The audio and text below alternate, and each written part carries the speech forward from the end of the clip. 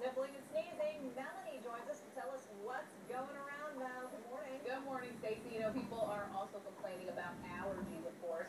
Here in Duval County at UF New Berlin Family Practice, sinusitis is going around, allergies, strep throat, stomach flu, and some skin infections. Let's go out to Nassau County UF Dooley Family Practice, pneumonia, sinusitis, and bronchitis.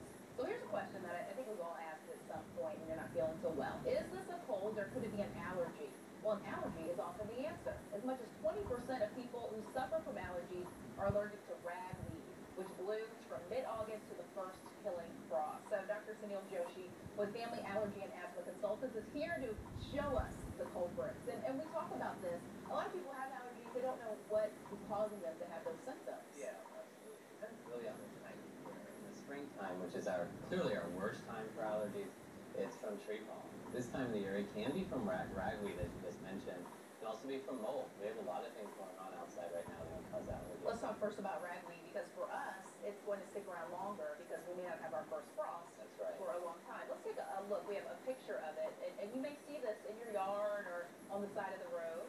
Yeah, absolutely. And so you can have it in your yard, but we cut our grass in this part of the country very frequently, so you don't see it as often in your yard, but you'll see it on the side of the road, on the highways, or in particular in the preserves and the forest areas. And it looks like that picture that you see there, but ragweed has a lot of different forms, and that's the most common form of ragweed. And actually, if you let your grass grow for more than a week, you'll see it in your yard. And peaking this month in September, and the counts are the highest between 5 and 10 in the morning. That's right. So this is the worst time of the year for ragweed, for sure. And this time, right now, 6:30 in the morning, is probably the worst time of the morning for ragweed. And it's interesting. We know it can get in through the windows and other places, but your pets can also bring it in as well. Oh, absolutely. So your pets that go outside, they come inside with pollen, whether it's ragweed, mold, or grass pollen. They're bringing that into the house, onto your furniture and your carpet as well. And you talked about mold.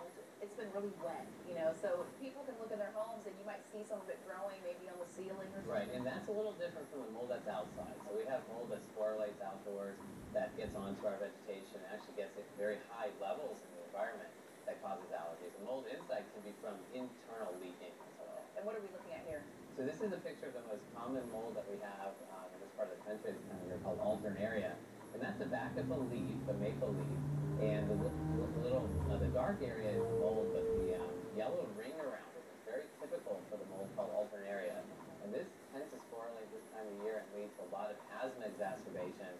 And it may be the most common cause of asthma flares this time of the year. Okay, so if you see that, where it would be in your yard, I guess? It would be in your yard, and that is an outdoor mold, so it tends to be more outdoors than inside unless you bring it inside the house.